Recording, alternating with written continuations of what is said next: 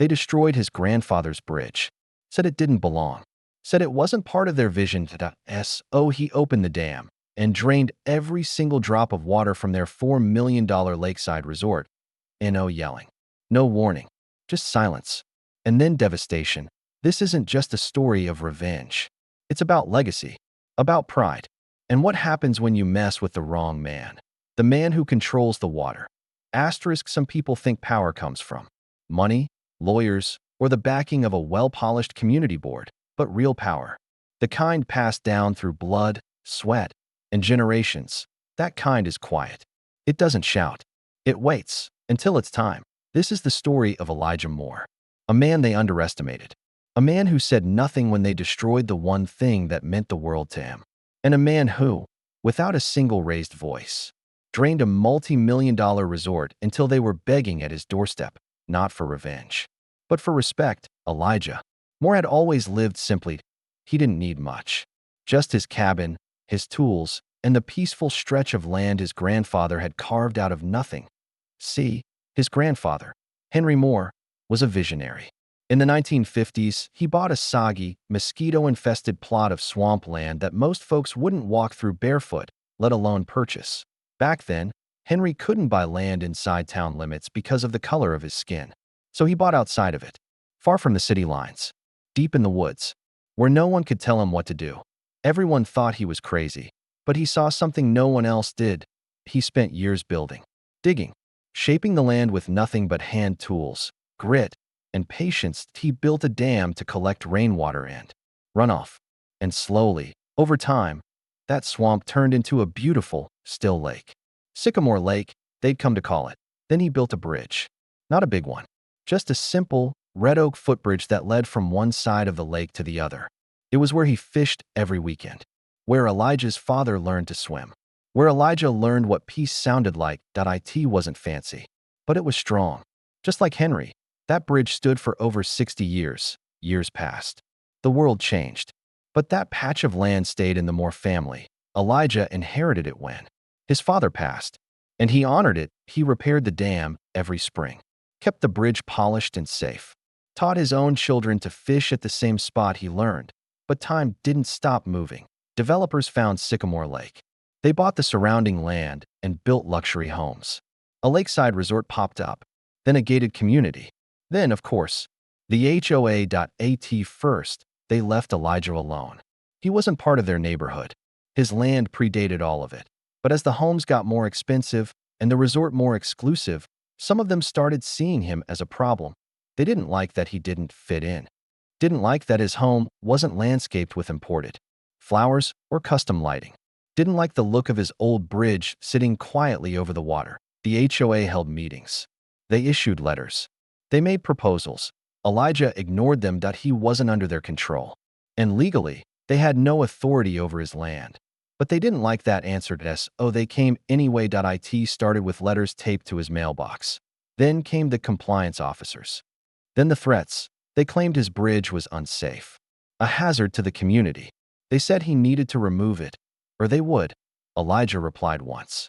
A handwritten letter. He simply said, "This bridge was built by my grandfather. It is on my land. You have no claim to it. Leave it be."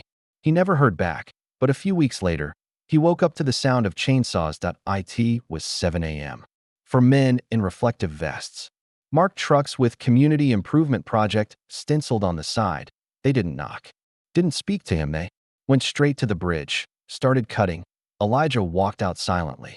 Stood about 20 feet away. He watched as they ripped down the railing, smashed the planks, tossed the beams into a dumpster. One man tried to make a joke. "You'll thank us later." Thing was falling apart anyway. Elijah didn't respond, didn't yell, didn't call the police. He just stood there and watched. 70 years of memory turn into scrap. Then, quietly, he turned around, walked back inside, and locked his door. For the next week, he said nothing, did nothing, but something inside him shifted, because that bridge, it wasn't just wood and nails. It was bloodline. It was history. It was the last piece of his grandfather's legacy still standing. And now, it was gone. What the HOA didn't realize, what they'd never bothered to learn, was that Elijah held the true power of Sycamore Lake in his hands, that literally, the far end of the lake, hidden by trees and brush, was the original dam. The one Henry Moore built.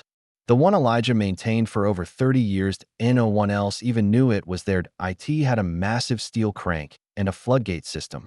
Primitive, but effective. Elijah had the only keys and the full legal rights to operate it. It was his property. They built a resort, million-dollar homes, private docks, and jet skis, but all of it relied on water Elijah controlled. And on the night of June 14th, Elijah went for a walk in no moon. No sounds, just the quiet creak of an old wooden gate. As he stepped into the dam enclosure, he pulled out the keys, unlocked the hatch, put his hand on the crank, and turned slow, deliberate. One rotation, then another, then 10 more. The floodgates opened, and the lake began to drain. By morning, the water was down 3 feet. Boats sat awkwardly in the mud. Fish flopped helplessly near the banks. The resort fountain sputtered and died. At first, the HOA thought it was a pipe issue. They called maintenance, then city officials, then hydrologists, but none of them had answers. The water kept dropping, day after day. By the end of the week, the lake was nearly gone. Just a muddy basin filled with rotting vegetation and lost revenue. Homeowners panicked. The resort lost thousands in cancellations. Local news picked up the story. Sycamore Lake mysteriously drained. Residents outraged. But Elijah? He sat on his porch, drinking coffee, watching the sunrise, didn't say a word.